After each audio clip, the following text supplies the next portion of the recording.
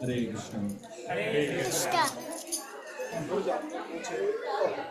Shri Krishna Chaitanya Prabhu Nityananda Shri Advaita Gadadhara Srivas Adi Gaur Bhakta.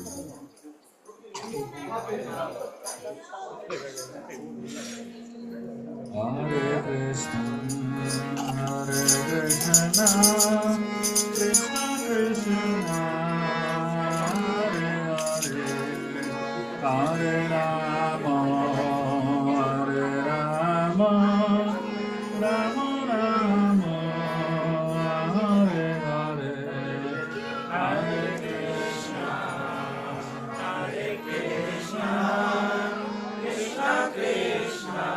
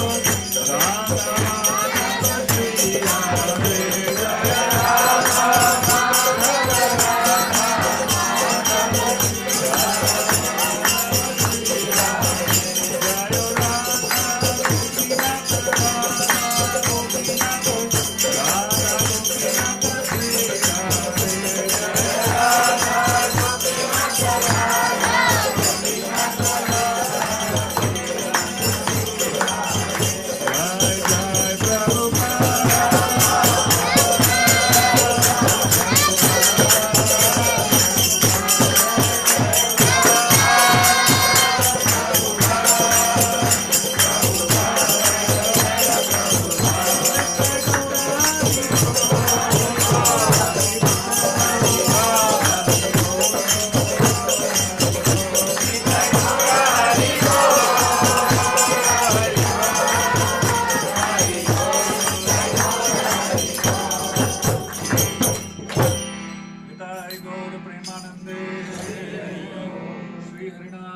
Kirtan ki Jai. Haribo! Haribo! Haribo! Haribo! Haribo! Haribo!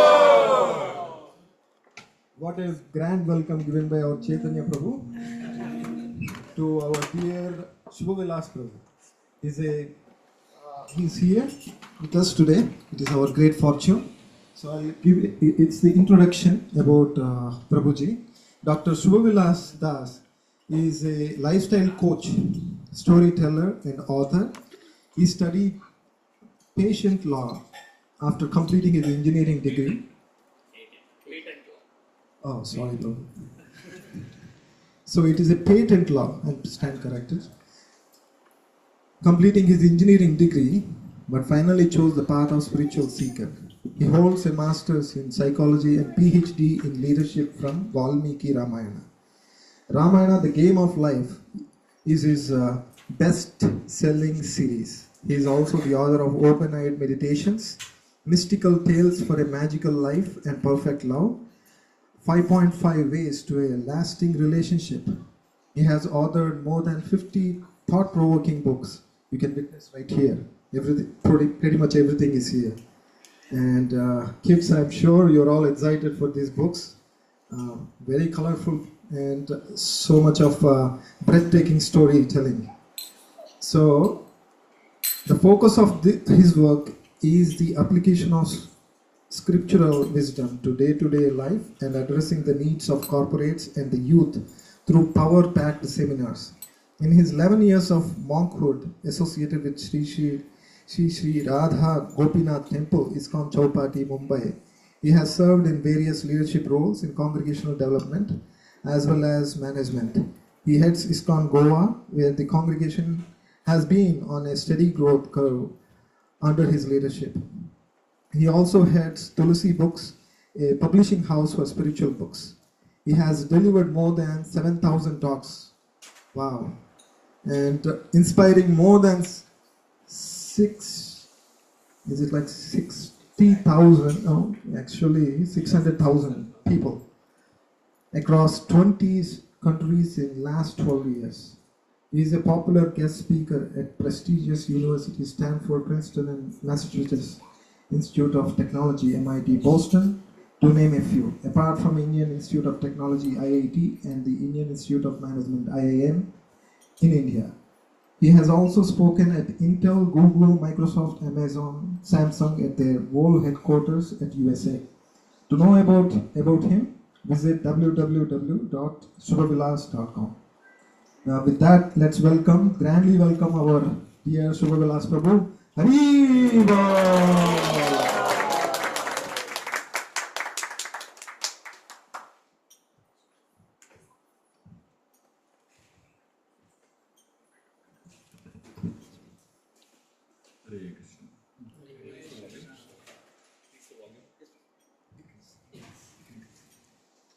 Hare Krishna. Hare Krishna.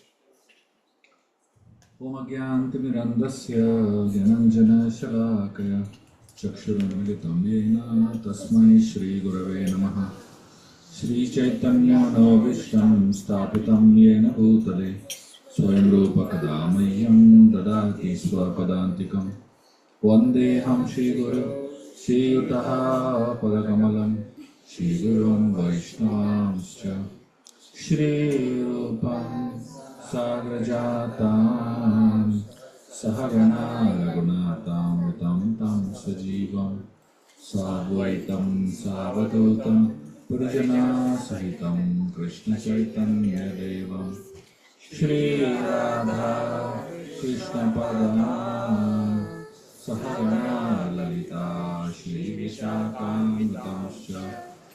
He Krishna Karna Sindhu Dinabandhu Jagatpate Gopesha Gopika Kanta Radha Kanta Namostute Tapta Kanchana Gaurangi Radhe Vrindavaneshwari Krishabhanu Sute Devi Pranamami Haripriye Vancha Kalpatarubhyascha कृपासिन्धुदेव च पतितानां पावनेभ्यो वैष्णवेभ्यो नमो नमः।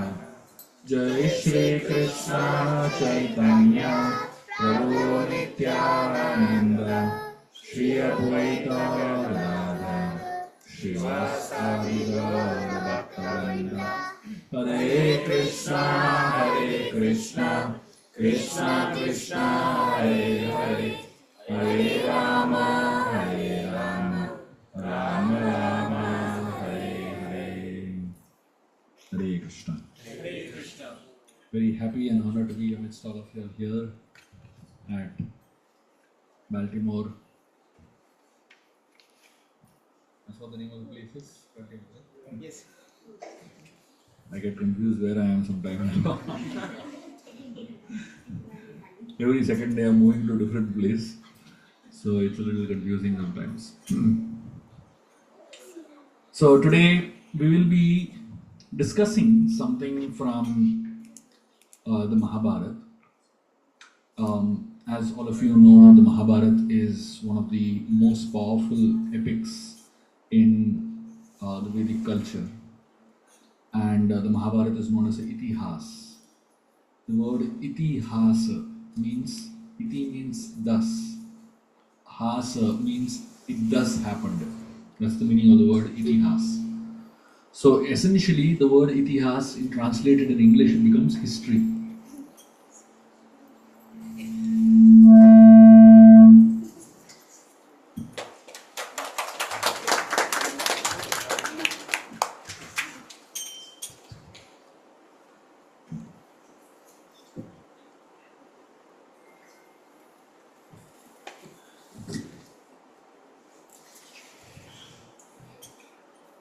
So the Mahabharata is not a mythology that people today, the nomenclature today, you know, you go to any bookstores in India and you want to buy something from some Mahabharata or Ramayana, you ask them, they say, check in the mythology section. So essentially, mythology is a term that is introduced by the British Indologists to call our scriptures as something that is fictional. So the Britishers came to India and they did a lot of research on India.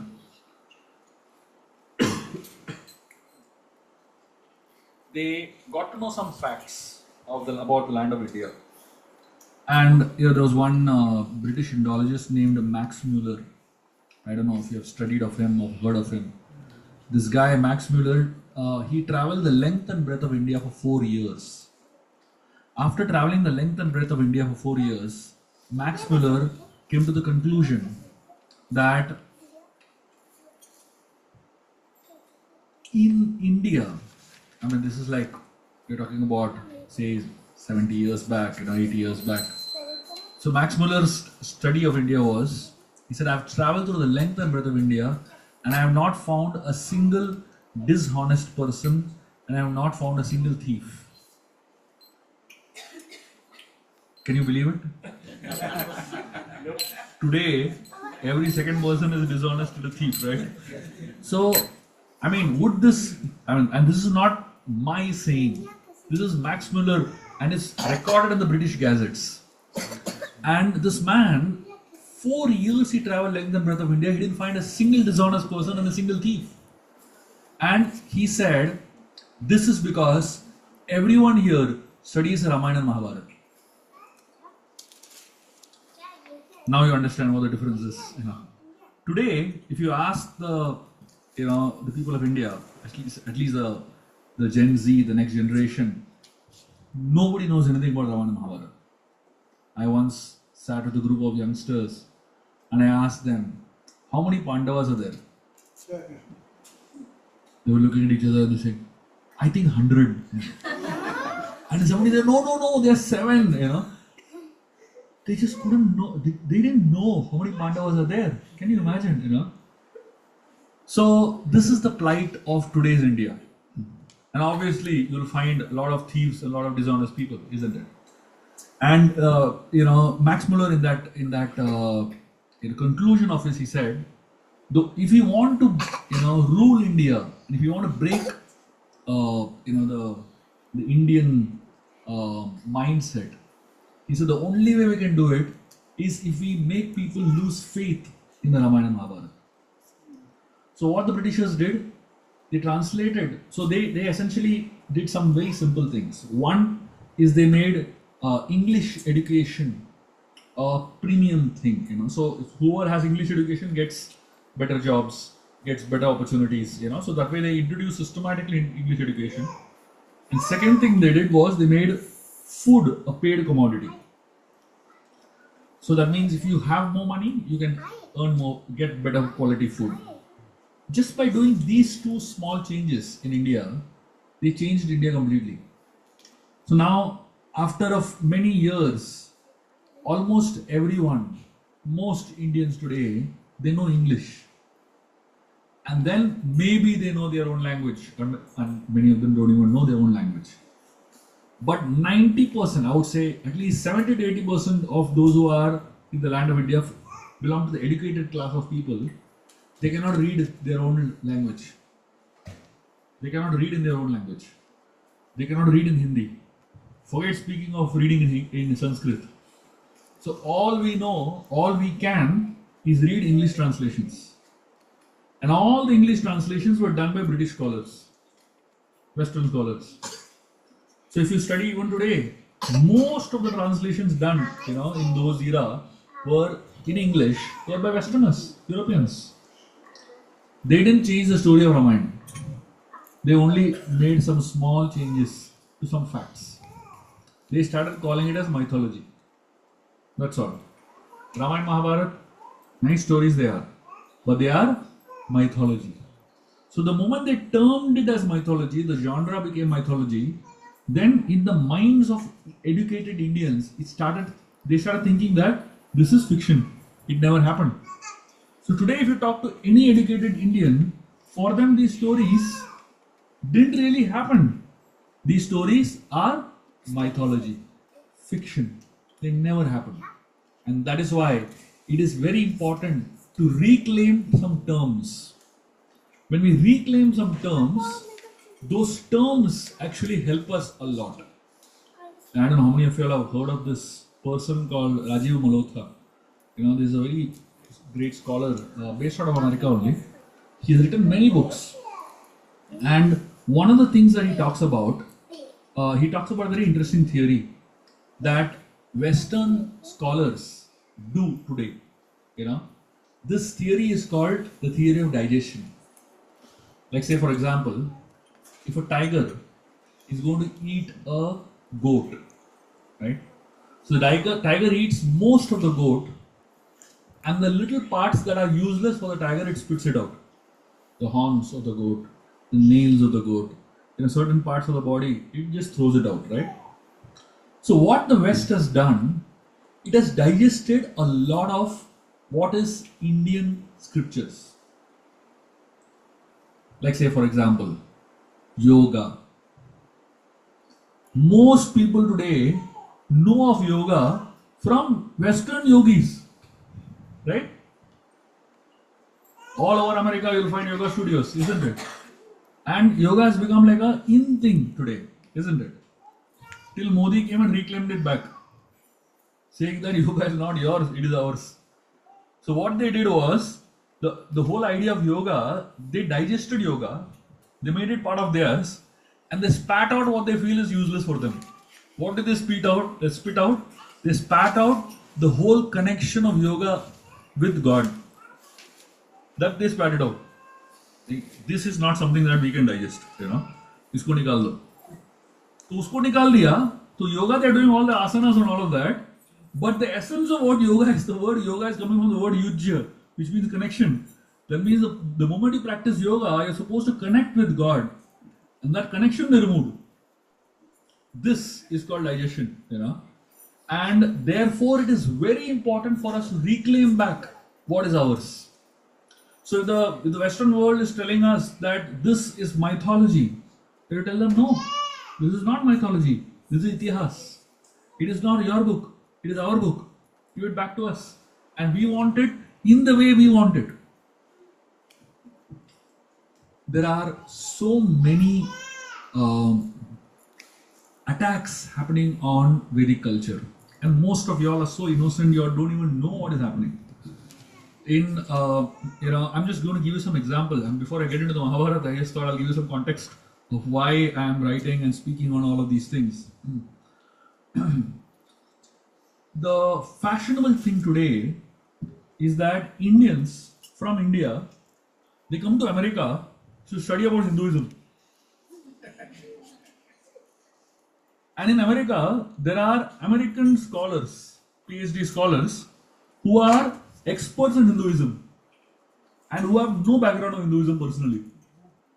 Christian guys who are, sponsored by the church, and they are scholars in Hinduism. There's one lady called Wendy Doniger. I don't know how many of you have heard of her. She is the chair of Hindu studies in America. And so many scholars from India are coming to America to study under her. What? Hinduism. And they go back as PhD scholars in Hinduism, and they write books. And when they write books that are so pathetic in terms of they actually destroy people's faith in Hinduism only. Just to give you some examples, I'm not just speaking theory, I'm speaking facts. And as I tell you these facts, you will understand how true and how much close it is to your life. There's a guy called Devdutt Patnaik. I don't know how many of you have heard of him. Anybody heard Devdutt Patnaik here? Nobody has heard of Devdutt Patnaik? There see, one fellow, one devotee. You heard Devdutt? You read his books? Lot of shorts and all. Okay. If you have not heard of him or read of him, you are most fortunate. You are most fortunate. But the masses in India all have heard of him. And there is another person called Amish Tripathi. Anybody heard of him? Amish Tripathi. So again, he is another book writer. He writes a lot of books on scriptures only. And the reason I'm telling you all of these is just to help you understand how much perversion is happening in the name of scriptures in India. We are sitting in ISKCON and we have no idea what is happening in the rest of the world actually. But the rest of the world is studying scriptures from these guys. So Devdutt has written close to about 200 books. Now, all on Vedic scriptures. He's written Mahabharata, he's written Ramayana, he's written Puranas, he's written Upanishads. Practically name it, he's written it. More than 200 books. Right? And this guy is considered to be an authority on Hinduism today. And I'm just going to give you one or two examples of what he's doing with our scriptures. Just so that you understand what danger all Indian society is going, Vedic culture is going through. He wrote an article on Krishna's style of parenting. And in that, he writes 3 stories of Krishna's life on how Krishna, what is the result of Krishna's parenting. He writes about 3 sons of Krishna. He writes about the story of Pradyumna. So first one story writes about Samba. All of you all know, right? The Narad Muni story. So Samba, he went to Narad Muni saying that he disguised himself as a pregnant woman, right? He's a boy, but he disguised as a pregnant woman, went to Narad Muni saying that I am pregnant. Can you please tell me whether a son is going to be born or a girl is going to be born? Narad Muni got so upset, he cursed him, right? That is first story he writes from the Bhagavatam. Second story he writes of another son of Krishna who looked exactly like Krishna, Pradyumna. And he took advantage of that looks of Krishna and he went and enjoyed with one of Krishna's queens. Now, I don't know where he got this story from. And a third story like this he got about another third son of Krishna who did something like this only, something else. Now these stories are written by him in a prominent newspaper article, right? I think Speaking Tree or something like that. And the conclusion of these 3 stories is that Krishna never had time for his children, therefore they became like this. The conclusion is parenting lesson: give time to your kids.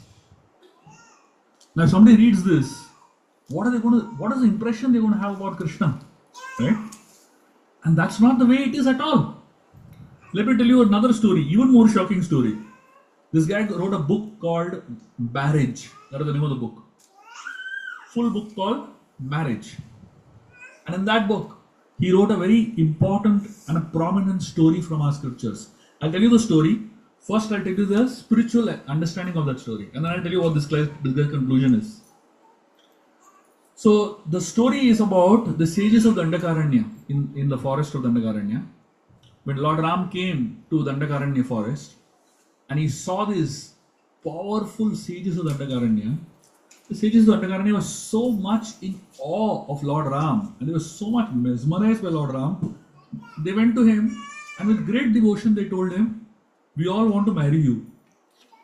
And Lord Ram told them, "This life I've taken Ekapatni Vrata. In my next life when I come as Krishna, all of you come as gopis and then I'll fulfill your desire." And all these sages of Dandakaranya, they come in the next life as Munichari gopis. And Krishna, does Ras Leela with them and fulfills their desire, right? Now this story is one of the highest stories spiritually because it talks about a very deep spiritual connection between the Atma and Paramatma, right? That's the whole mood of it. This guy, he writes this story and his conclusion is that means gay marriages existed in the past also. That means gay marriages existed in that time also. So this is his conclusion. Now imagine what a conclusion this is. I mean, is there any connection with the story and with the spiritual depth of that story? Entire book based on this story. Can you imagine what is happening in the land of Bharat, right? Now these are the kind of people that we are trying to fight against by writing these books. So the way I am presenting our scriptures is to create some alternative narratives. So we can't stop these guys because many of them are heavily funded. But what we can do is create alternative narratives. So many years back, when I started writing these books, obviously Devadatta was like 35 years ahead. We came much later, right? So one person writes on Quora. If you want twisted books, read Devadatta Patnaik and Amish Tripathi. And if you want to read authentic books, read Shubha Vilas. So when I read that on Quora, I was actually surprised. I said, "Chalo, at least people are understanding that there is a difference between these two types of scriptures, right?"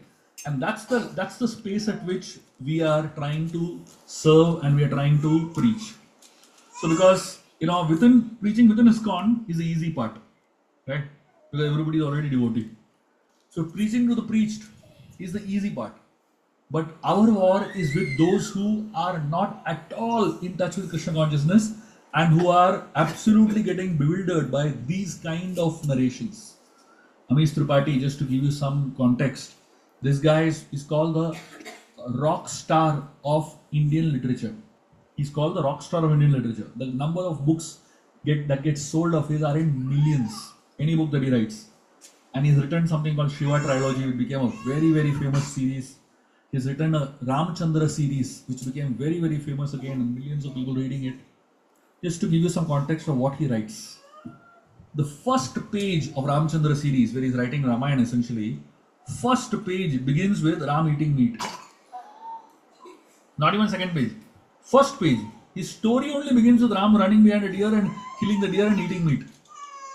Now imagine what he is doing to the faith of people, right? And then this guy talks about Bharat being a flirt in Ayodhya. Can you imagine Bharat? Bharat is Dharmatma, is such an exalted person. How can he be reducing it to that level?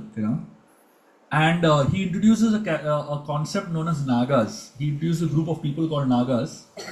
And according to him, the definition of Nagas are people who are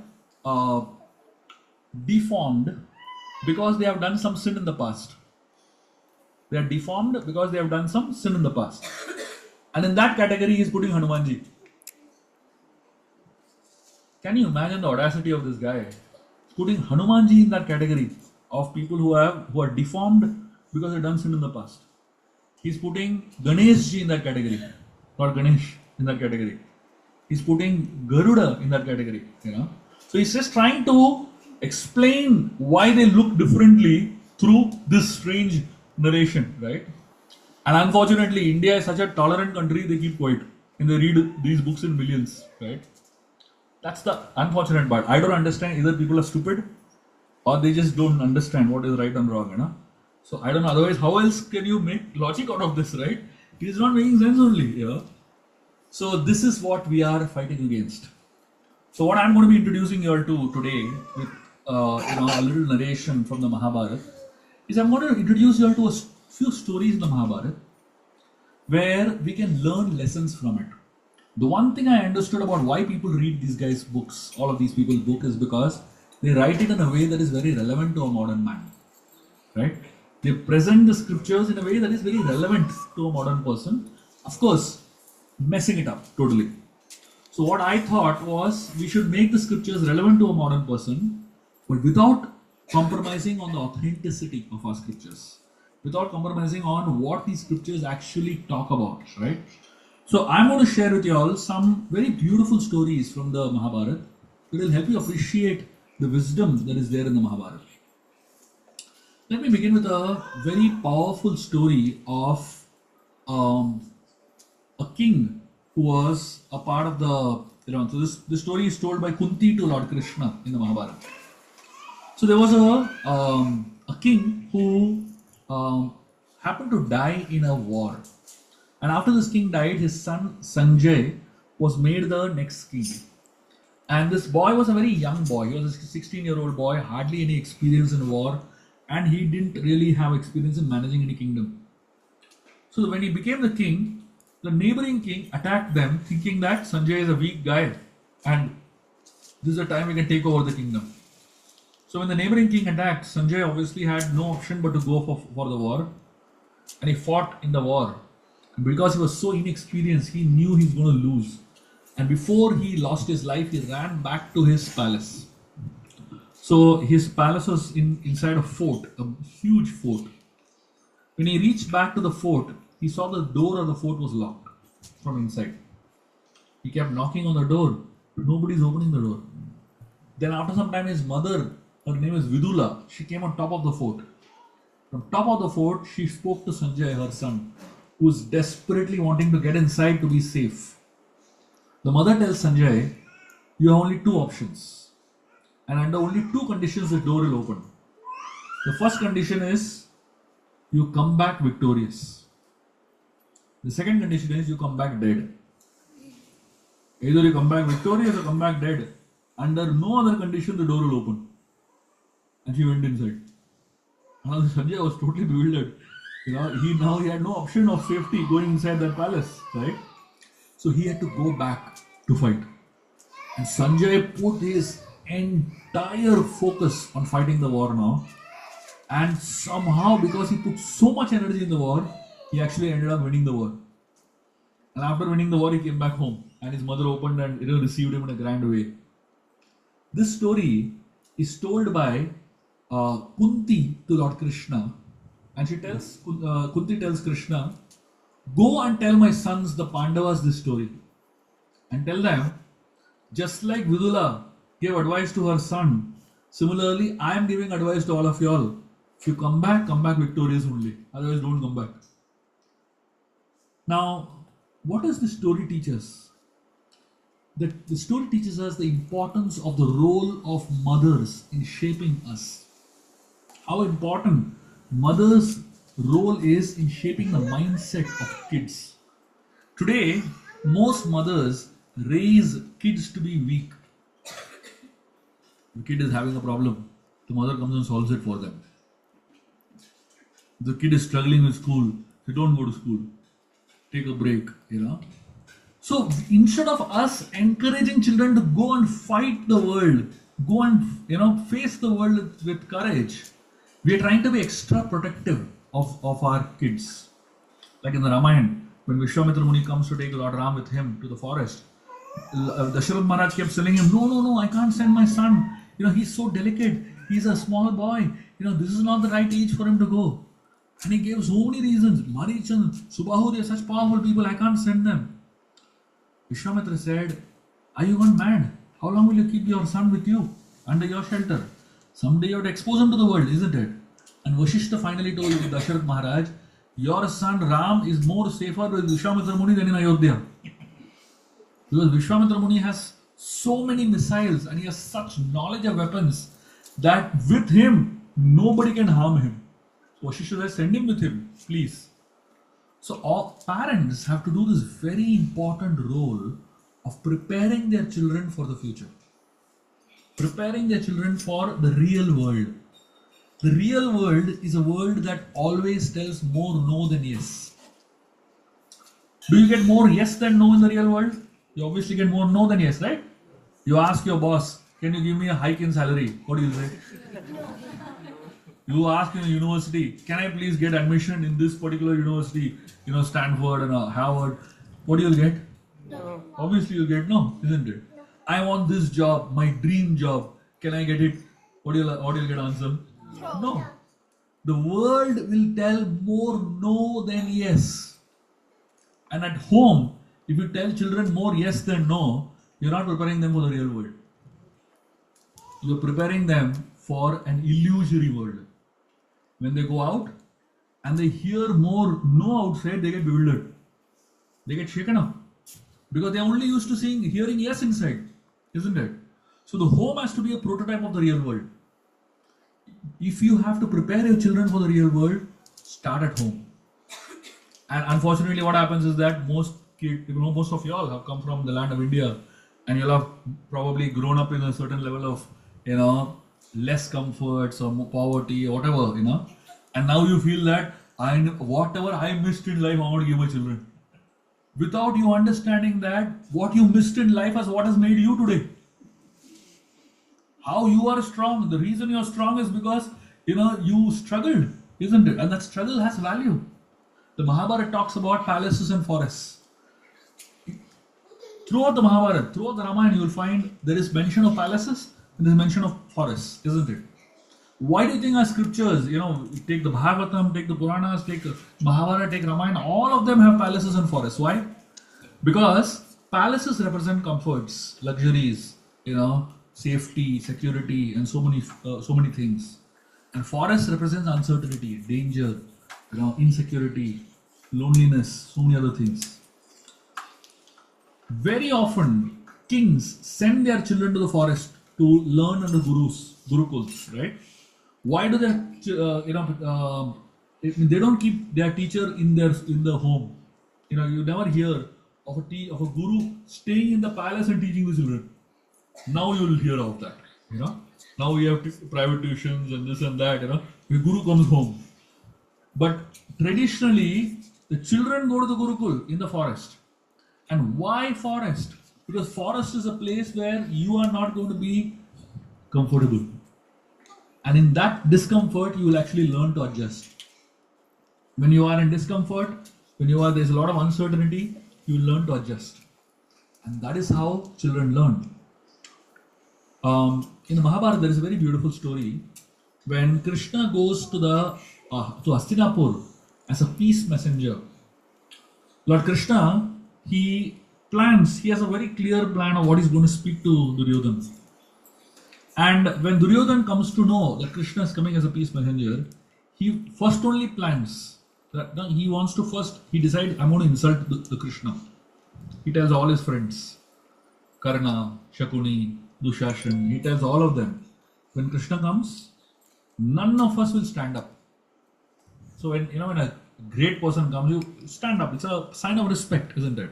You automatically feel like standing up.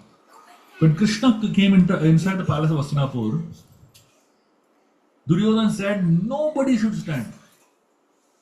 And everybody had to obey him. This guy is the boss over there. So everybody said yes. And Krishna actually came. The moment Krishna came, everybody stood up. Duryodhana got so upset. He said, what is this? I told all of you all don't stand. He's telling Karna and Shakuni, you also are standing. Karna and Shakuni said, look at you first. Duryodhana himself was standing. So one of the names of Krishna is called as Vashatkaraha. That means he has the ability to control you. So you think you will control him, but actually he is even more smarter than you. So Duryodhana realized, I am myself standing. He got so embarrassed, then he sat down. So eventually, when the discussion was happening, Duryodhana had a plan that he will ask Krishna to sit on a throne. So they had, created a throne, and this throne was a specially tailor-made throne. And the way the throne was made was that the moment Krishna would sit on it, it would fall, it would break. And when Krishna would fall, the soldiers of Duryodhana would come, run, and tie Krishna with chains and put him in jail. That was Duryodhana's plan. So Krishna sat on the throne, and the throne broke. But instead of Krishna falling down, he showed Virat Roop. He rose and showed this massive Virat Roop. And the Virat Roop blinded everybody.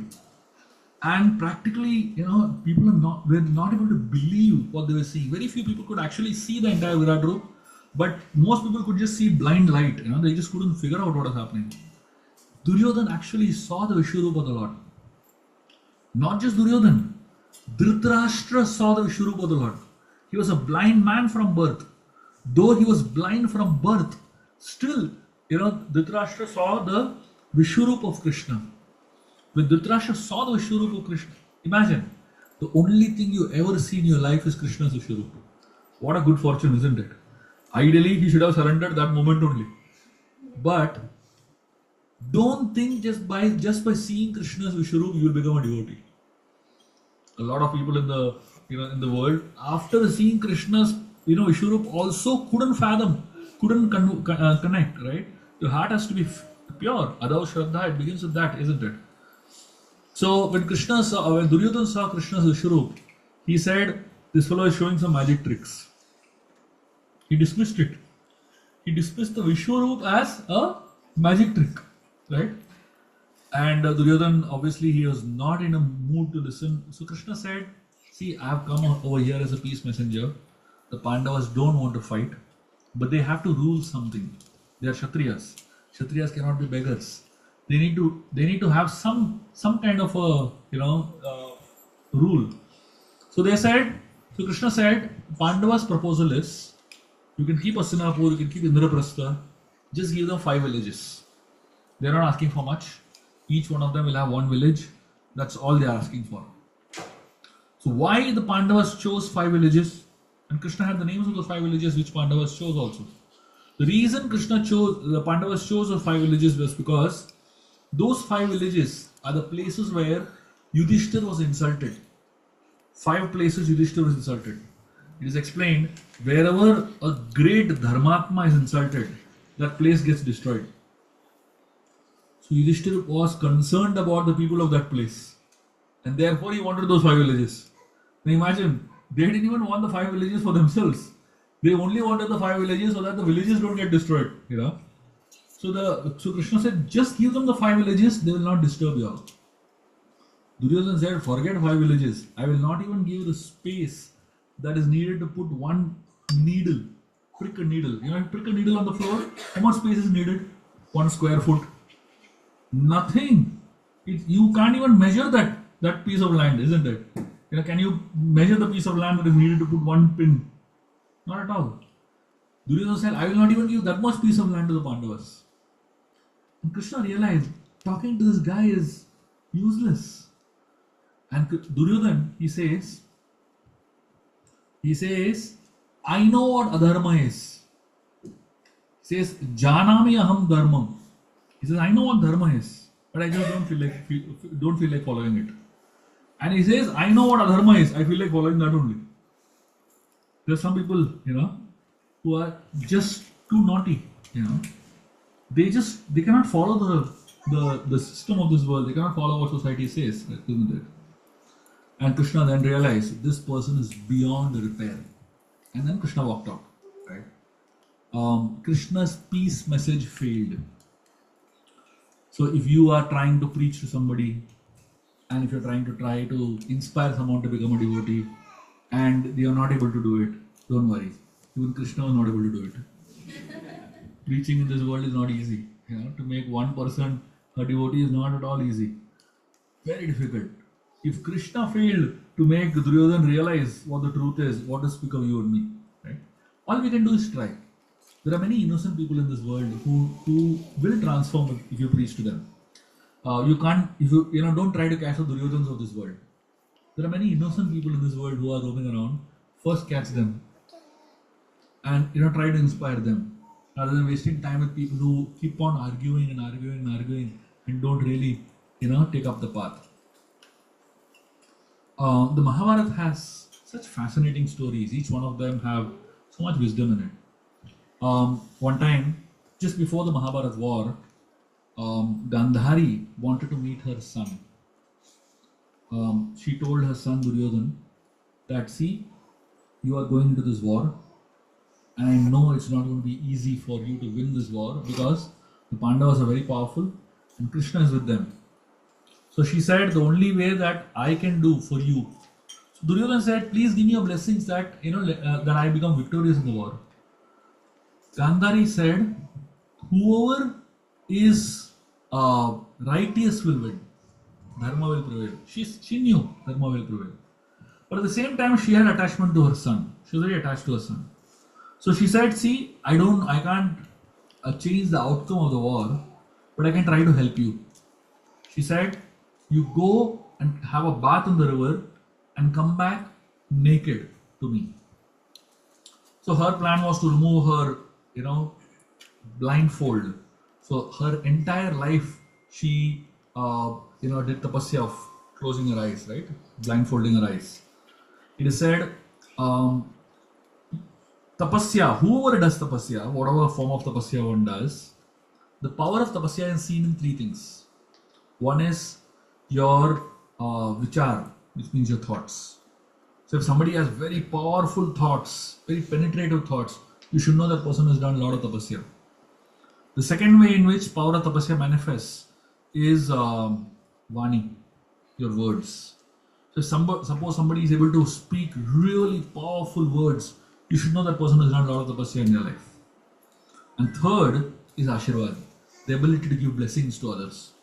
If suppose somebody has the ability to give blessing, you should know that person has done great tapasya. So Gandhari had done great tapasya by blindfolding her eyes for her whole life.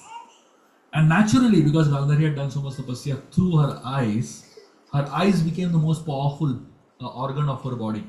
Whichever part of your body does greatest tapasya, that part of the body becomes very powerful, right? So Gandhari, her eyes were the one that did really great tapasya. So she told Duryodhan, go and have a bath and come back. Come back naked. Make sure you come back naked. So Duryodhan went to have a bath. After finishing bath, he got up from the river and he walked out naked towards the palace of his mother. On the way, as he was walking towards the palace naked, Lord Krishna comes in between. And she says, Duryodhan, I think you forgot to wear some clothes, What are you doing? Shame, poppy, shame, What is this? You're a big boy now. At least wear some clothes. So Duryodhan said, no, I've been told not to wear clothes. So Krishna said, where are you going? He said, I'm going to meet mummy, Krishna said, this is not the age to go to mummy like this, When you were small, you can go to mummy like this, but I was such a big boy, you can't go like this. Duryodhan said, no, mother told me to come naked, Krishna said, I got mad. If mother told you to come naked, doesn't mean you come completely naked. At least cover some part of your body, What is this? You can't be so shameless. Duryodhan, he believed Krishna and he put a banana leaf around his waist, to cover his private parts. And then Duryodhan went in front of Gandhari. Gandhari opened her blindfold. And as soon as Gandhari opened her blindfold, her eyes, the vision fell on the entire body of Duryodhan. And as her eyes fell on the entire body of Duryodhan, she saw there was one, banana leaf covering some parts. She said, what is this? What have you done? Duryodhan said, how can I come naked in front of her? She said, I told you to come naked, So he said, no, Krishna told me to wear this. And Gandhari was so upset. And she said, your entire body has become so powerful that no weapon can destroy it. But the part that I couldn't see, that is your weakness. Now, this particular story has many deeper insights into it. Why did that part of Duryodhan's body become weak? Because when Draupadi was being insulted in the Asat Sabha by Duryodhan, one of the things that he did while insulting her, he pulled out his dhoti and told Draupadi, "Come and sit on my thighs." He pointed out to his thighs. So the thighs, because he did something so so disgusting, the thigh actually became weak at that point. And now Gandhari, not looking at it, was just actually a karmic reaction to that. So that was the original point at which the thigh became weak. And Gandhari personally, she made her son powerful. Physically, she made him very, very powerful. Kunti, she didn't make her sons powerful like that physically. She made them powerful mentally. There's a big difference between making your children powerful physically and making your children powerful mentally. Gandhari thought, if I make my child powerful physically, I'm actually protecting him. But what Kunti did was made her child powerful mentally. All her 5 children, Kunti didn't do any special favors on them. She only made them so resilient. She only made them so powerful mentally. They could face any problems. They could face any calamities. They could face any situation. But Gandhari made her son only powerful physically. She made him so weak mentally. I'm going to tell you 2 stories how Duryodhana is so weak mentally. The first story is when Duryodhana went to the palace of Yudhishthira Maharaj. So Yudhishthira had got this beautiful sabha known as Indraprastha, one of the most beautiful palaces of that time, that era. It was a mystical palace. So when the Pandavas got this palace, and then eventually they performed the Rajasuya Yagya, Yudhishthira Maharaj became the king of the whole world practically. And all the kings of all the countries in the world, they became subordinate to Yudhishthira Maharaj. And in the Rajasuya Yagya, the Kauravas also were called, obviously, they are part of the family. And when the Kauravas were in the Rajasuya Yagya, each of the Kauravas were given a different task.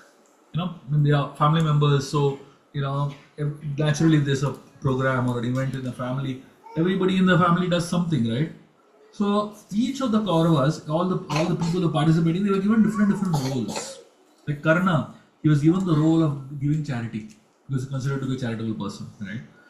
Bhima was given the role of cooking because he loved eating, so he loved cooking also, like that, Arjun was given the task of receiving guests. So each one got different roles. And Duryodhan was given the task of receiving gifts. Why was Duryodhan given the task of receiving gifts? Because he loved to take. He loved to receive, So that's why they knew the propensity of Duryodhan, they gave him the task only. And Duryodhan, every single gift that was coming to the Pandavas, he was getting so envious of the Pandavas. He was going crazy. He remembered every item that came to the Pandavas. And he went and told his father later, Imagine, what a memory. He remembered every single gift that came to the Pandavas. Thousands of gifts, he remembered all of them. That was the envy that he was holding in his heart. And he went to Hastinapur, of course. That was one thing that really made him envious. And then eventually after the Rajasuya Yagya, through the Rajasuya Yagya, there was so much glorification of Yudhishthira. He was really getting angry. And after the whole Yagya got over, he decided to stay for a few more days in Indraprastha. He said, let me just stay here. I want to just look at the palace and enjoy. So the Pandavas said, of course, you can stay. And one of the days when Duryodhana was staying in the palace and he was walking around the palace, he happened to walk through different parts of the palace. There were some parts of the palace where the floor looked like water. And he was carefully avoiding it. Then he was told, hey, this is not water, this is land. And then Duryodhana walked on it. He realized it's actually, land.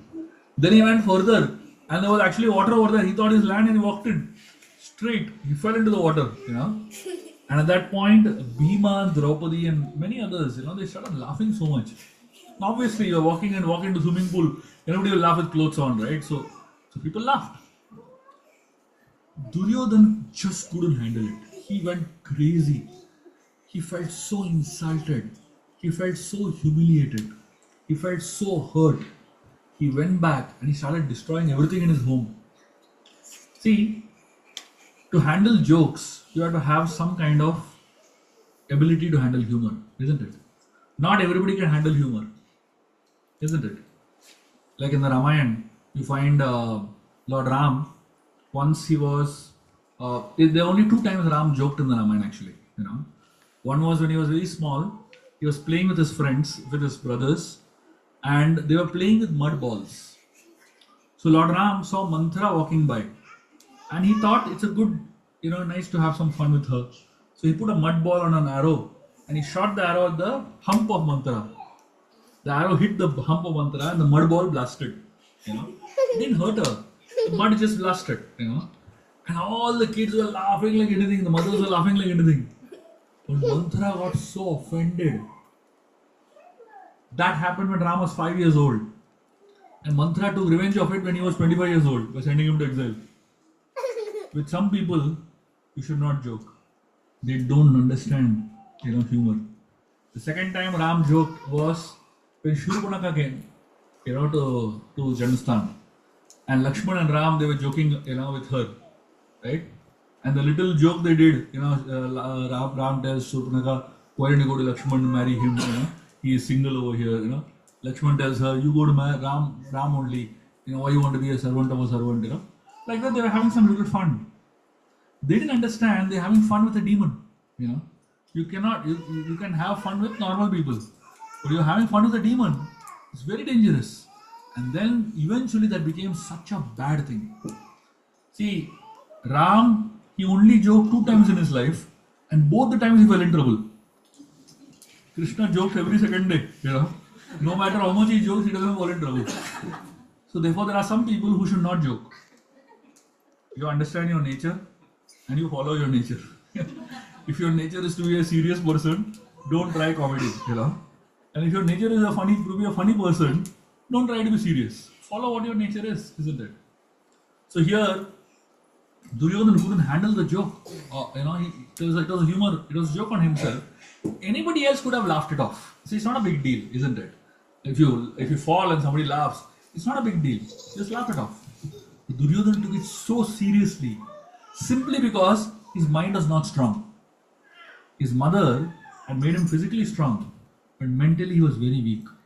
He became so insulted, he became so insecure. He went back to his house, started destroying everything.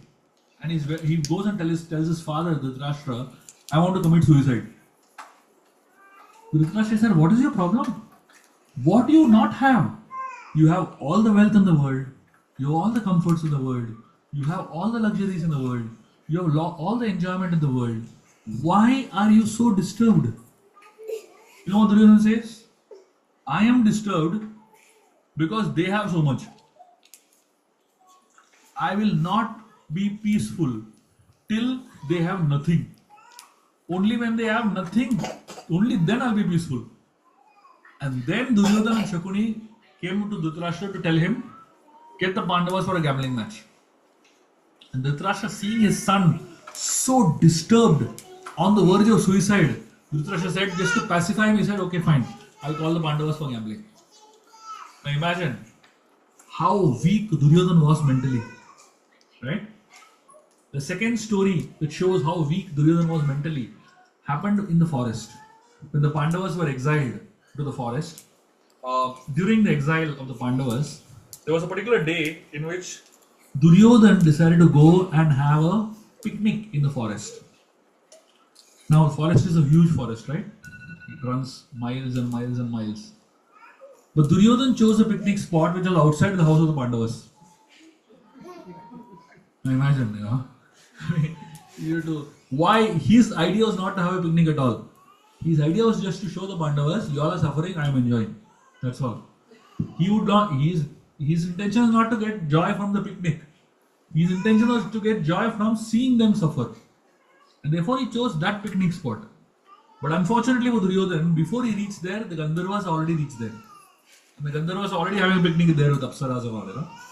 So Duryodhana went to the head of the Gandharvas and he told this guy, he said, his name was Chitrasen. He told Chitrasen, get out from here, I want to have a picnic here with my friends, you go somewhere else.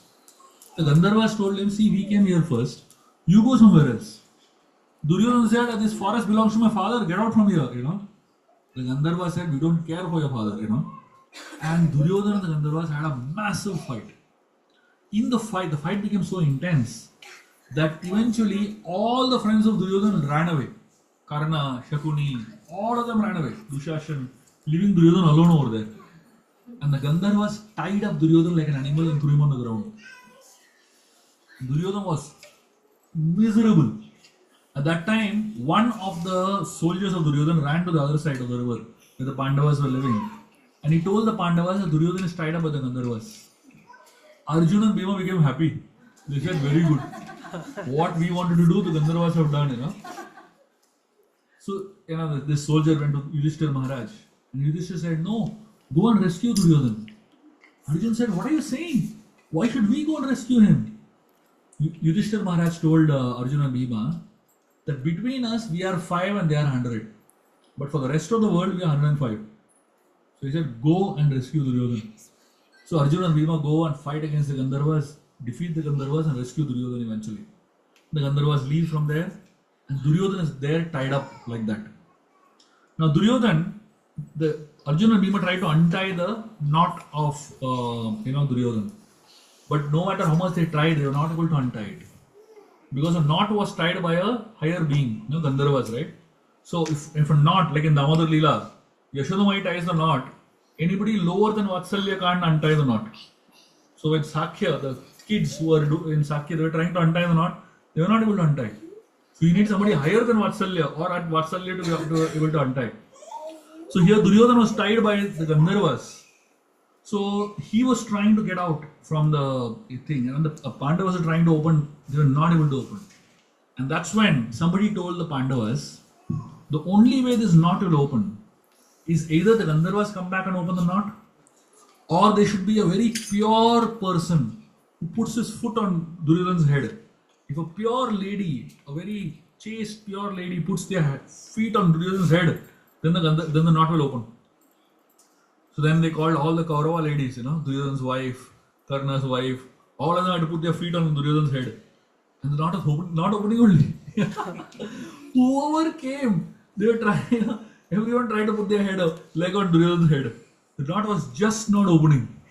Finally, there was no lady left in the whole forest that had not put their leg on Duryodhana's head. The only lady that was left was Draupadi. So they asked Duryodhana, are you okay? Draupadi puts her leg on your head. So Duryodhana had no option. He said, fine. And then Draupadi came and put her feet on Duryodhana's head. As soon as Draupadi put her feet, the knot opened up. And Duryodhana was totally bewildered. This was the lady that they all had insulted. Calling her a prostitute and calling her so many things, isn't it? And here, the most chaste person in the entire forest was this person, whom Duryodhana insulted so much. And now when Duryodhana got insulted like this, he went crazy. He just went totally mad. He got up. Now obviously he was, and because of two reasons he had to be grateful to the Pandavas. One is Arjuna and Bhima saved him from the Gandharvas. And second is Draupadi helped him get out from the knot of the Gandharvas. So Duryodhana felt so insulted. He didn't want to carry this burden of the favor of the Pandavas on him. He said, ask for anything. You want your kingdom back? Take it. Get out from here, So he just wanted to get that, off his chest, right? The Pandavas said, no, we don't want anything. Duryodhana said, no, just take it. I can't carry this burden. Arjuna said, when I need something, I'll ask you. So the Pandavas left from there. Duryodhana came to insult them, but he got insulted in the end, And he became so mad. He just couldn't handle that, the pain and the insult that he went through. He decided, I'm not going to go back into the palace. He decided to sit there in the forest, in a secluded part, and meditate, and sit there and remain hungry till death. He decided like that. And he started sitting there for days and days and days together, not speaking to anybody, not eating anything, not drinking anything. And eventually he would become so emaciated. At some point, when Duryodhana was about to die, at that time, the living entities from the lower realms, they came and dragged Duryodhana to the lower realms. He dragged the soul of Duryodhana to the lower realms. And they spoke to Duryodhan. They told Duryodhan, Kali Yuga is about to come in some time. All of us, we are looking for this Kali Yuga age to come. And we're looking for getting an opportunity to enter into this world. And they told Duryodhan, the only hope that we have to enter into this world is you. You are sent into this world to introduce Kali into this world. And therefore, they told him, you cannot die. You are the one who's going to usher in Kali into this world. They told him, they gave him a big pep talk, And Duryodhan became so inspired, that I have been chosen to be a bad guy, And then he came back to life, So imagine how weak this guy was on a mental level, right? So throughout the story, if you see between the Pandavas and the Kauravas, if you see physically, it seems that the Kauravas are strong, but emotionally and mentally, the Pandavas are much more stronger. So the Mahabharata is not just a book of some random story; it's about a deep psychological understanding of how life is. So all of you, when you are raising your children, raise them not to become only physically strong, but more important is mental strength. More important is emotional strength. And that emotional strength is what makes a person who he is or she is, right? I'll tell you one last story connected to this. When the war began, and during the war, at some point, um, Bhishma was a commander-in-chief of the Kaurava army, and Duryodhan was very upset with Bhishma one day because Bhishma, he did not kill a single Pandava. Many days had passed. I think about 8 or 9 days had passed. Bhishma had not killed a single Pandava. Bhishma actually had taken a vow that I will not kill any of the 5 Pandavas. So Duryodhana is really getting irritated with him and went and insulted Bhishma like anything. Left, right, center, he insulted him. And Bhishma got so upset with Duryodhana that he picked up 5 arrows from his quiver. And he told Duryodhana, tomorrow morning I will kill the 5 Pandavas with these 5 arrows. That's all Duryodhana wanted. He was happy. I did, some people get what they want by irritating. Right? That is their strategy. Irritate a person to the maximum extent. The person says, "Chalo, take it and get out." So Duryodhana irritated Bhishma to the level that Bhishma, removed the 5 arrows. Duryodhana said, "Give me those 5 arrows. Tomorrow morning I'll give it to you." Because Duryodhana knows these 5 arrows are his trump card. Whatever he wants to achieve in life, he'll achieve with these 5 arrows. So Duryodhana took those 5 arrows, went to his bedroom, put it under his pillow, and went to sleep. In the meanwhile, Krishna lost his sleep. Krishna was walking back and forth, because he got to know about this whole thing. So Krishna went and woke up Arjun. And he said, "Arjun, how can you sleep? There's such a big calamity." Arjun said, "When you are there in my life, why should I stay awake?" He went back to sleep. And Krishna was really becoming restless. Finally, he thought of a plan, and he woke up Arjun. Krishna told Arjun, "Right now, I want you to go to Duryodhana." Arjun said, "Now, middle of the night, why are you wanting me to go to Duryodhana?" Krishna said, "Go to Duryodhana and remind him of his vow. Many years back, he had told you that he will give you anything, That time you have not taken anything from him. Now remind him of that vow." Arjun said, "Why today? Of all times, Krishna said, "Just go and remind him of his vow." And when Duryodhana remembers and he says, "Ask for whatever you want," he will say, he will even offer his kingdom back to you. Don't take anything. Just ask him for the 5 arrows. Arjun didn't even know what these 5 arrows are.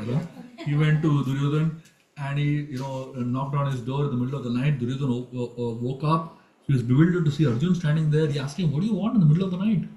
Arjun said, "Do you remember long back, I had saved your life and you had told me that you will give me anything I want." Duryodhana said, "Why are you reminding me of that today? That is the worst day of my life, Why are you reminding me now?" And he said, "Fine, ask whatever you want, I'll give you. You want your kingdom, just take it and get out." Arjun said, "No, kingdom I'll win. That's not a problem." Duryodhana said, "What do you want?" He said, "Give me those 5 arrows." Duryodhana was so bewildered. He said, "How did you get to know about the 5 arrows? Only between me and Bhishma." Duryodhana didn't realize there's another factor over there, the Paramatma, who's inside him also and who's inside Bhishma also, who's observing. And Duryodhana obviously gave those 5 arrows to Arjun. Arjun returned back with the 5 arrows. The next day, Bhishma asked Duryodhana, "Give me the 5 arrows." Duryodhana says, sorry, Arjun took it. And then Bhishma realized that Krishna is the one who did this, mess. And Bhishma was so upset with Krishna. He said, Krishna made me break my vow. I will make him break his vow. The next day, Bhishma fought so powerfully. He fought so powerfully that it almost felt that Arjuna is going to die that day only. And Krishna, he couldn't see his devotee go through so much of pain and suffering. He jumped off his chariot, picked up a wheel that was on the floor, he made it into the Sudarshan Chakra, and ran towards Bhishma to kill him. And when Bhishma saw Krishna running towards him with a chakra, he was so happy. I made him break his vow. Bhishma dropped his bow and arrow, and he held out his hand. He said, Krishna, come kill me. This is the way I want to die. A Kshatriya, when they want to remember Krishna, they want to remember Vrindavan Krishna. They are not interested in Makhan Chor Krishna. They are interested in Krishna who is on the Kurukshetra war going to kill them. That is the vision of Krishna they want to see. And when Bhishma saw that vision, he was so inspired. And in fact, that vision of Krishna running towards him with the chakra in his hand, Arjuna is being dragged by Krishna. Arjuna was holding the feet of Krishna, trying to prevent him. Krishna was dragging him. And Krishna was sweating. The beautiful face of Krishna was filled with sweat. And the dust from the battlefield was all over Krishna's face and body. So Bhishma, he said, that is the meditation I want to have when I'm dying. So when Bhishma was on his deathbed, last moment of his life, he remembered that vision of Krishna. And this is the way in which Bhishma, felt fortunate, and Bhishma made him break Krishna's promise. So the Mahabharata is filled with such beautiful stories, with so many insights in them. And these insights are so much in alignment with what our acharyas talk about, what our scriptures talk about, what Bhagavatam talks about, what Gita talks about, what our principal literature talks about, right? There's no misalignment in any of these stories. And that is the way in which we should study the Mahabharata. That is the way in which we should study the Ramayana. That is the way we should study all our scriptures. Thank you very much. Hare Krishna. Hare Krishna.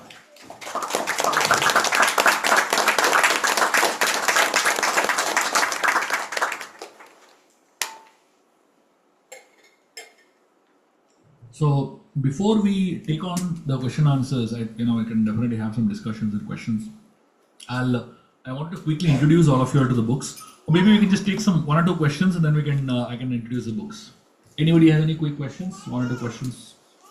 Yes.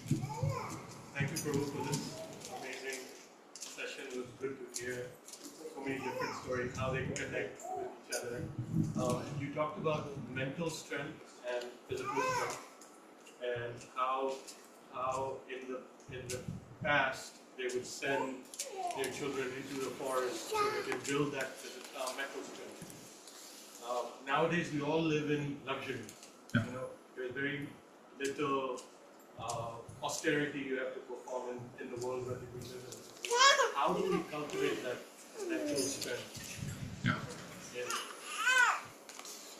First thing is, there are situations in our life, no matter how much comfort you live with, there will always be situations in life which will challenge you mentally. Like you go through a loss, you lose someone in your life, you go through somebody cheats you, somebody lets you down. There's so many situations that will come in our life on a regular basis. You get a disease, somebody in your family gets some terrible disease. So these are many situations in our life that come unforeseen. These are times that actually are very important for us to cultivate mental strength, right? So when we go through such phases in life, that is our time to prepare ourselves mentally, right? So whenever you experience these phases in life, remind yourself, this is the time for me to practice what I have learned all these years. This is the time for me to exhibit, qualities that I always sought in myself, right? So the moment you remind yourself of it, you will actually start gaining strength to deal with the calamity in a more stable and in a more stronger way, right? And when your children also go through it, we have to remind them that this is the time for you to exhibit greater strength, right? And of course, the second thing is voluntarily, creating situations in our life that can help us get a mental strength. Like for example, Thursday, Pandavandri Ekadashi is coming. It's a good amount of time for you to, like 24 hours, it will really test your mental strength, right? So when there are many Vaishnava festivals that keep coming that we should follow. That's the way in which the process is created to help us train. Even for that matter, for example, certain disciplines that we can take up in our lives. Getting up in the morning, it requires a lot of mental strength to get up every day at a particular time in the morning. Hari bol. Ha ha ha ha. Somebody should handle the baby. Yeah.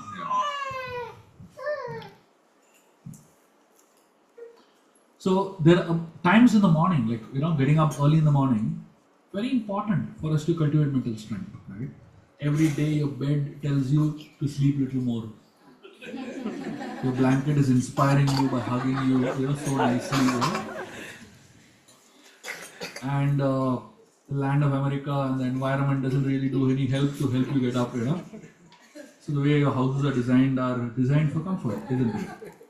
But pushing off that blanket and getting up is every day you can practice a little more mental strength, right? So the way our entire ISKCON's program is created, the way our lifestyle is created in a way that we can cultivate mental strength on a daily basis. Now it depends on to what extent we want to follow. Because this is all voluntary, right? Nobody's going to come and monitor, right? Nobody's going to come and ask you whether you're doing this or not doing that. All of these are opportunities for us to cultivate mental strength. We are going out. There is so many things to eat, and saying no to all of that is a way to cultivate mental strength, right? So there are so many things on a very simple, practical basis we can think like this. Okay. Yes. Yeah, go ahead. You mentioned about say create the whole like situation in the home for the kids. So when they go out, they see what this. So also, and just I think how can we expose the kids to the outside world to what extent? Because the whole situation, the standard that they have is quite great. So how can we begin that take care of kids from the bad association, say that exposure? See, as the children grow up, you must start engaging in dialogue with them, which is logical in nature. See, because the outside world engages them in dialogues, right? Outside, like the friends of your children will inspire them to eat certain things, do certain things, and they'll give them a lot of logic for it. You should also give them enough logic to counter that logic. So by having these discussions within much in advance, so you prepare the mind of the child for those discussions that will happen eventually, which is eventually bound to happen. So that is the way in which we prepare our children for for dealing with the outside world. So you prepare them first, you make them strong inside, and then let them go and explore the outside world. They won't falter, right? So you can't keep them inside all the time. That is not the solution. The solution is they have to go to the outside world because that's where they will get their confidence from. But if they are already equipped with enough logic that they can deal with the outside world in a very nice way, then you don't have to be scared, and at the same time they will not have to be scared. Okay? So you have to yourself cultivate all that logic and then share that logic with them in a very nice way. Okay? Also, homeschooling is most prominent in schools in this concept of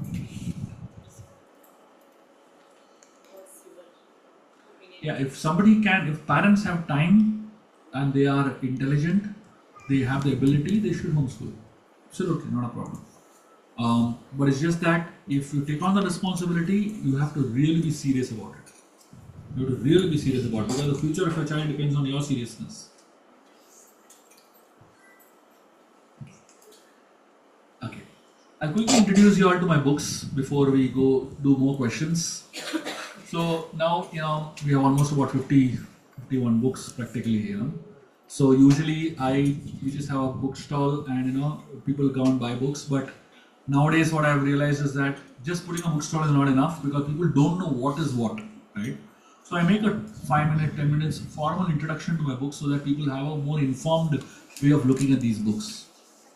This one here is my most important contribution called Ramayana, the Game of Life.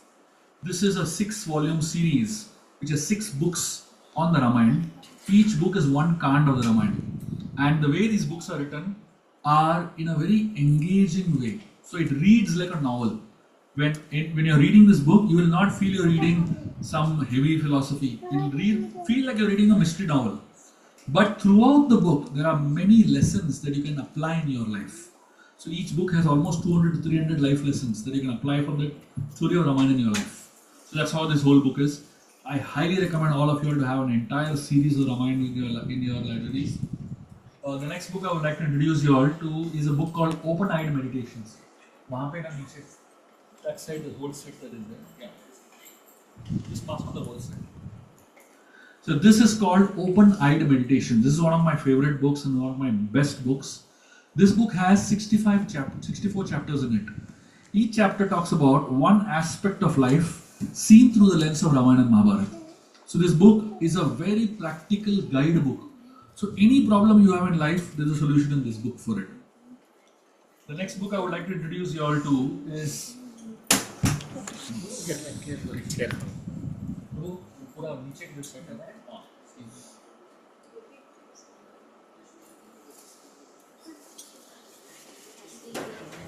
So these two books, these are called as Timeless Tales to Ignite Your Mind and Ancient Wisdom to Elevate Your Mind. These two books are story books. Each one of them have 50 stories in it. Each story is from the folklore of India. Stories like Tenali Raman, Vikram Betal, very interesting stories. But each story has some lessons that you can learn in your life. The next book I would like to introduce all of you to is this one. It's called The Little Blue Book on Krishna. This is a very sweet book. This has about 35 stories of Krishna's life, and most of the stories you would have never heard in your life. These are untold stories of Krishna from Vrindavan and from many other sources. Extremely beautiful book. This will make you fall in love with Krishna. Please. So just like the Ramayana series, I have begun writing a Mahabharata series now. So I finished 6 volumes of Ramayana. Now I'm writing a 6-volume Mahabharata series called Icons of Mahabharata. This is the first volume in that series called Undefeatable Krishna. So the Mahabharata is going to be written a little differently than Ramayana. So Ramayana I wrote it in a sequence.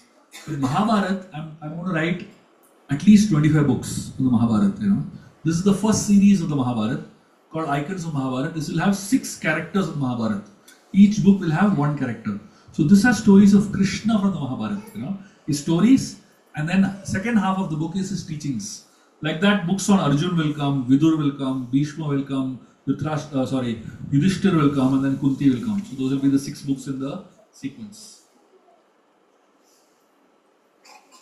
The next book I would like to introduce all of you to is this one. It's called as 5.5 Ways to Lasting Relationships.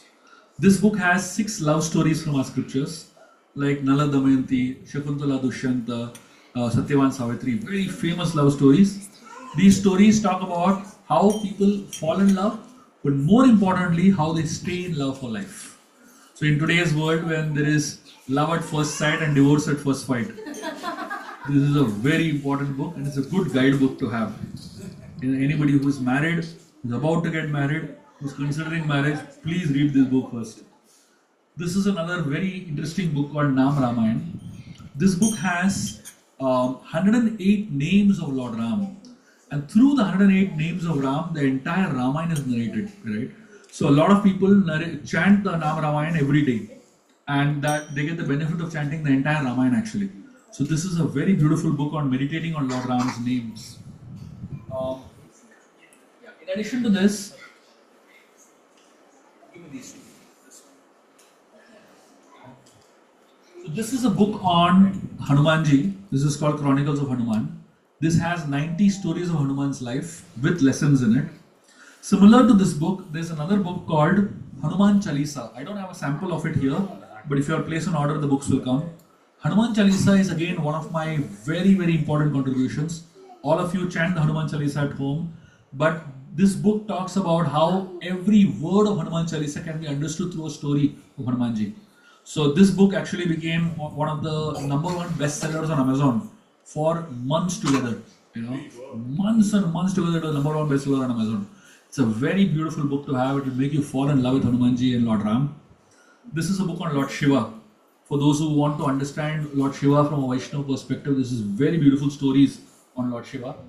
In addition to this, I would like to introduce you all to a lot of children books that I have written. You know, here you'll find a whole host of children books. I've written illustrated Mahabharatha for children, illustrated Ramayana for children, illustrated Panchatantra for children. There's a series called Gods of India. There's a series called Goddesses of India, Vehicles of Gods and Giants and Demons. Fascinating books for children to explore. And finally, this one series I would like to talk to you all about. This is a series of almost about 16 books now. It's called Divya Gataएं.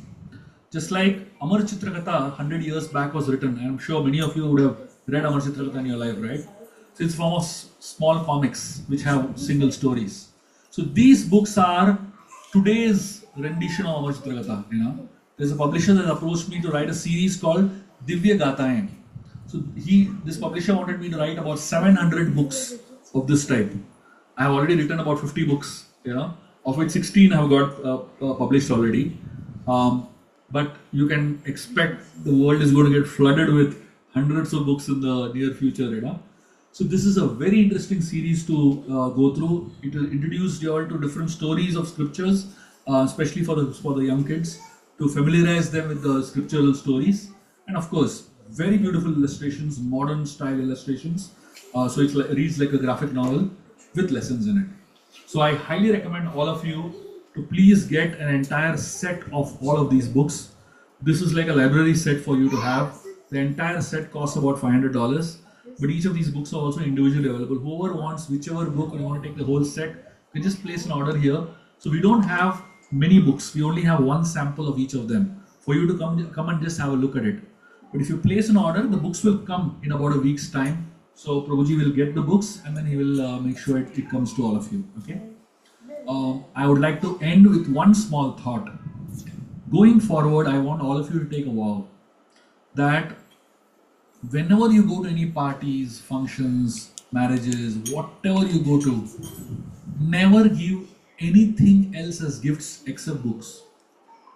Books are the best gifts that you can ever give anyone, because one book stays for at least 3 or 4 generations. For hundreds of years, these books last. So please buy books and gift them to as many people as possible. It's a war that we are raging on an intellectual level, right? This is not just about writing books. This is actually we're trying to save an entire generation in the future from the wrong understanding and from reading the wrong types of books. So please do get a copy of all these books, and especially the second generation, the generation after all of you, they have to be exposed to the right culture, the right understanding. Fortunately for most of you all, because you came from the land of India, you got that exposure. But the next generation has no such exposure. There's no source of giving that exposure also. So please get as many copies of these books and encourage your children to read these books, and encourage as many children as possible to read these books. Thank you very much. Hare Krishna.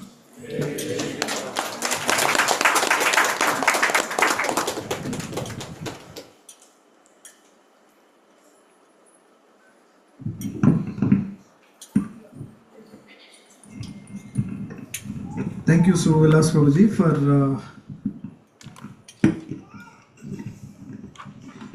for giving us proper guidance for our children. They can be kept engaged. They won't get bored. There is so much of variety here, and as you can see, these books are going to shape them into better individuals, and especially they are going to make them as a heroes in the sense, Hanumanji, I was hearing in today's class, he was a hero in 3 aspects. Number 1, among the followers of religion, Dharma Veera, and the second one is Yuddha Veera. who is a Veera in the war field. And the third one is basically, do you remember Mataji, Damoji Mataji, what is the third one? So it is going to shape them as heroes. So these books, no matter the big philosophy books that we keep, they may not get them, it's difficult to engage them sometimes. But if we keep these books with, handy, and when they get bored, they want screen time, let's direct them towards these books. And please feel free, come down and start giving out your order in case you're inspired. I'm inspired, and let's all get inspired and place an order for all these books. Placing an order for these books is ensuring that future generations are preserving these books. Yeah. With that, we thank Shubha Vilas Das Prabhuji for his gracious presence. Thank you, Hare Krishna.